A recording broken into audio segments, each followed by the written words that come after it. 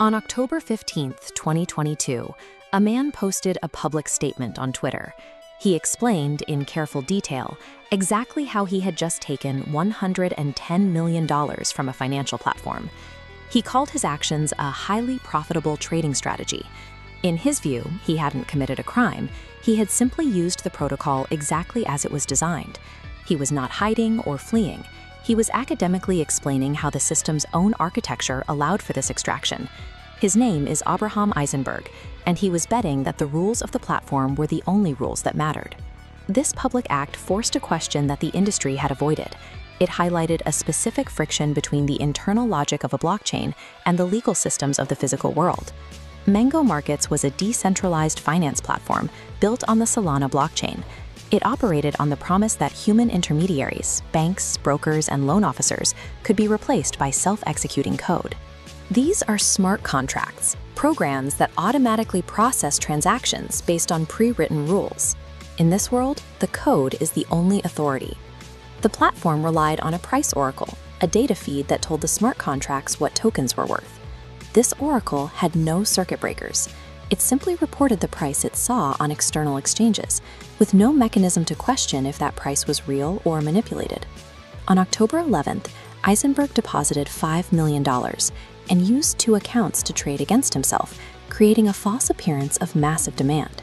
He then bought huge quantities of the MGNO token on outside exchanges, driving the price up 1,000% in 20 minutes. Because the price oracle reported this spike, Mango's smart contracts saw Eisenberg's portfolio as being worth hundreds of millions. He used that inflated value as collateral to borrow $110 million in USDC, Bitcoin, and Solana. Once he withdrew the real assets, he stopped supporting the price. The collateral collapsed, but the money was already gone. The system executed the trade exactly as the code dictated. It didn't care about intent.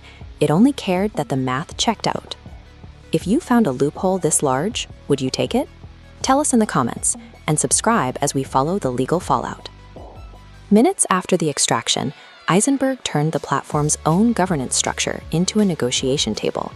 He used a decentralized autonomous organization, or DAO, to make an offer. He would return $67 million if the community agreed to let him keep $47 million as a bug bounty, and promised not to pursue criminal charges. He was using the community's own voting mechanism to force a settlement, holding their remaining funds as leverage. The community had a choice: get some of their money back now, or fight for all of it in a system that might not have the power to help them.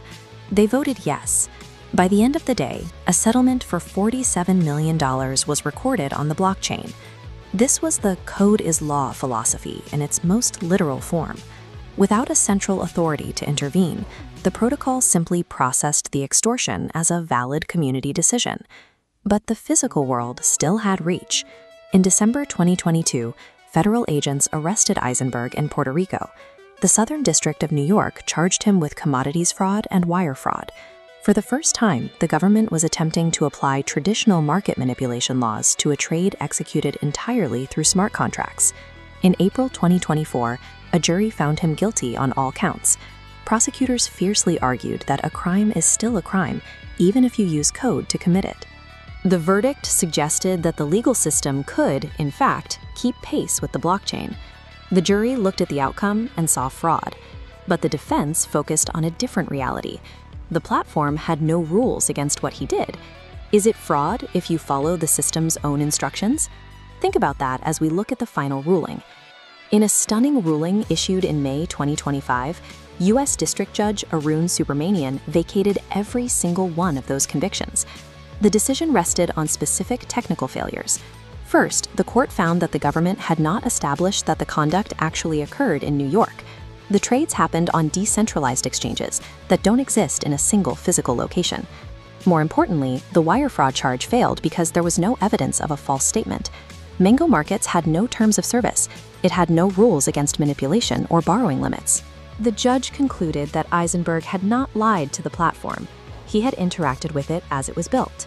The ruling effectively meant the law could not punish him for breaking rules that the code never established in the first place.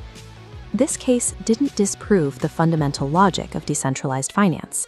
Instead, it confirmed it. The code operated with total neutrality. It followed its own internal math to the letter, regardless of who it hurt or how much value it destroyed. We are now facing a gap between two systems. One is the traditional law, which is tied to physical borders and specific definitions of fraud. The other is the blockchain, where the only thing that matters is what the script allows. Mango markets eventually shut down. The users who lost money were never fully repaid.